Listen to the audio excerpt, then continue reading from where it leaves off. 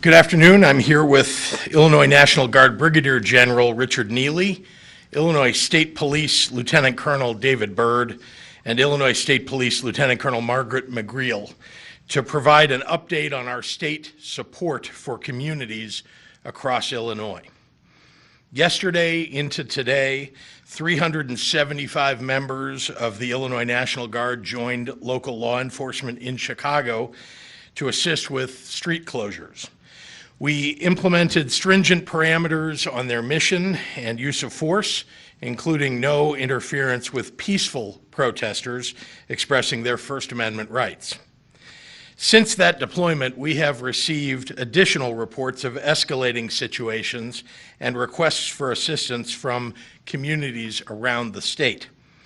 We have now called up an additional 250 members of the Illinois National Guard to be ready to assist other cities across the state that have faced a surge of destructive action, notably looting, over the last 24 hours.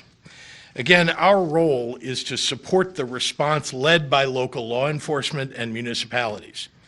We are working with local leaders and law enforcement to meet their requests for assistance to the greatest extent possible. An additional 300 Illinois State Police troopers are also coming online today into tonight to help keep our communities outside Chicago safe, with a focus on preventative measures and supporting local law enforcement where departments are running thin. The State Emergency Operations Center in Springfield is monitoring requests from local governments and around the state. Individuals from Illinois Emergency Management Agency and various mutual aid networks are on standby to assist. Illinois State Police Director Brendan Kelly will provide a live update from the Blue Room at the Capitol in Springfield at 5:30 p.m. today with more details on our statewide response.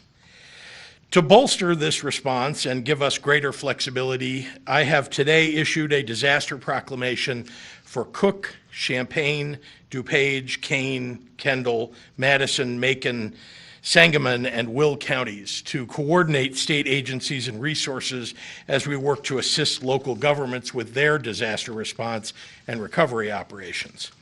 It is difficult to put into words the damage that has happened to our communities over the weekend, because there are small businesses and lives and jobs and public property to think of. A difficult second rebuilding to ask of people on top of the pandemic-induced economic strife that we're living in. 40 million people are unemployed in this country.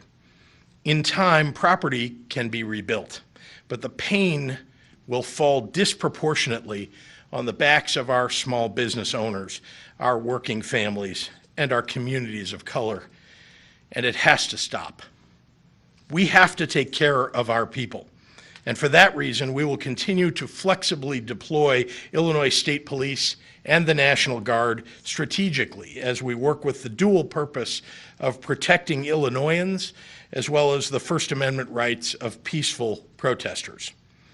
I know there are people in this country, including some elected officials, who will point to the looting we've seen in Chicago and across Illinois and use it to dismiss the pain and anguish and sorrow of the moment.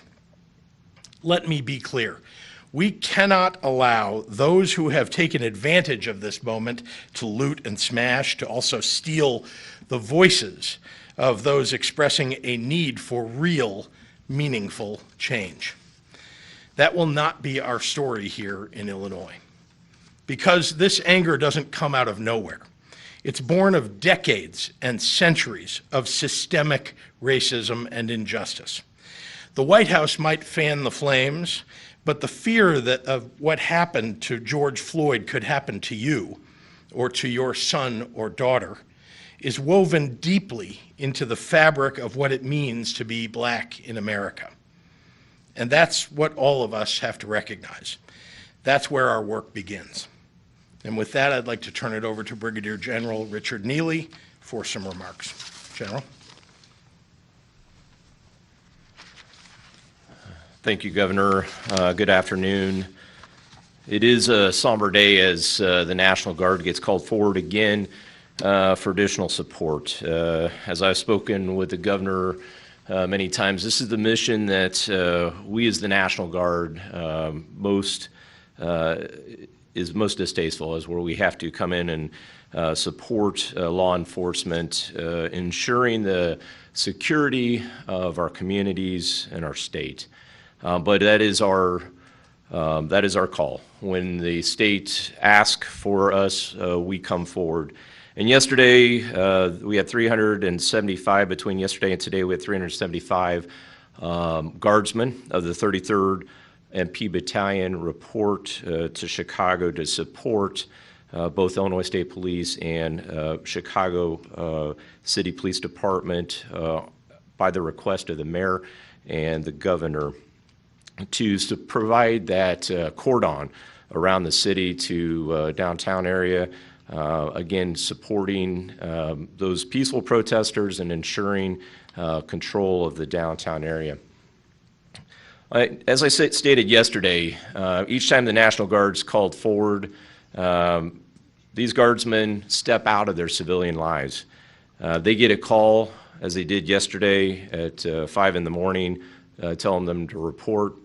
They pack a bag, they tell their families goodbye, and they put their uniform on and they lace their boots up really tight, knowing that they're leaving for a period of time to respond across the state, much like they have during the COVID-19 response.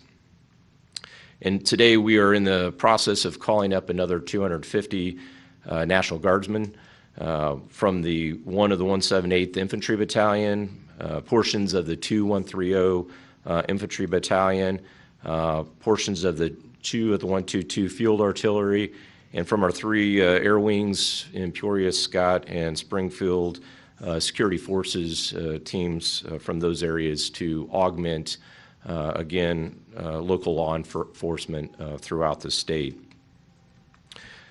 2 of those units, the 1 of the 178 Infantry Battalion and the 2 of the 130, should sound very familiar, as these units, one just had a majority of that unit deploy overseas to Afghanistan, and the other just recently returned. The 1 of the 178 Infantry Battalion here in the Chicagoland area has a proud heritage and lineage back to the 8th Regiment, back being the first African-American battalion in the military.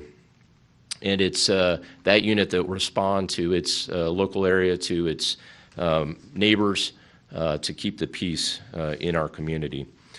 Again, we'll continue to support local law enforcement. Illinois State Police will continue to plan along with each of the emergency managers across the state and the local communities and mayors to support a response to this civil disturbance that's currently ongoing.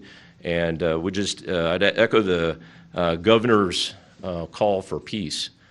Peace across our state as each of our communities continue to try to rebuild from COVID-19 and now are dealing with this particular situation. So with that, I'll be followed by Lieutenant Colonel Byrd with the State Police. Thank you.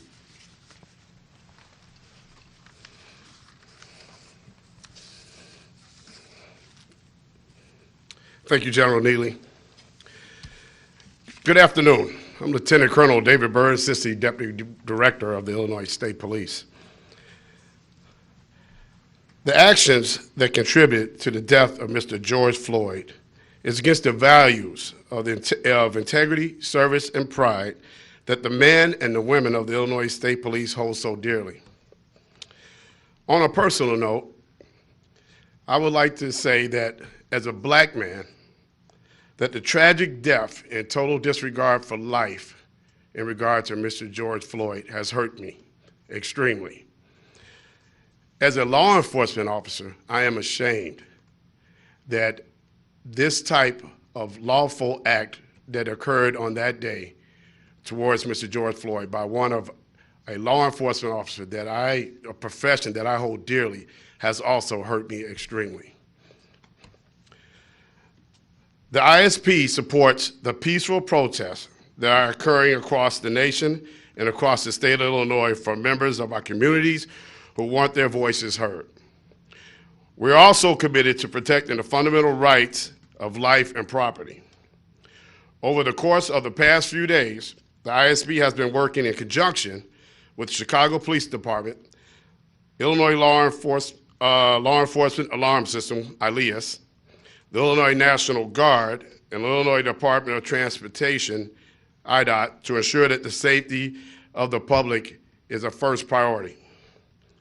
Over the weekend and into today, the ISP has proudly assisted our various law enforcement partners across the state who also share our mission of public safety, including the Chicago Police Department, Aurora Police Department, Downers Grove Police Department, Oak Lawn Police Department, North Riverside Police Department, Evergreen Park Police Department, Joliet Police Department, Calumet City, Lansing Police Department, Rochelle Police Department, Rockford Police Department, Freeport Police Department, Champaign Police Department, Carbondale Police Department, and a host of other local police departments. We remain committed to ensuring the lives and the rights of Illinoisans are protected, and due to this, the ISP will be bringing in additional officers from outside the ISP divisions of patrol from our various other divisions, including Division of Justice Services, Division of Criminal Investigation, Division of Forensic Services, and the Division of Internal Investigation, to name a few, to support this mission. I would like to thank our troopers across the state for their hard work, their willingness to help, and for the professionalism that they displayed not only over the weekend, but each time they put on their uniforms. I would like to end by urging the public across this great state to express their voice in a peaceful, nonviolent manner. We are listening. Right now, I want to bring Governor Pritzker back to the podium for questions.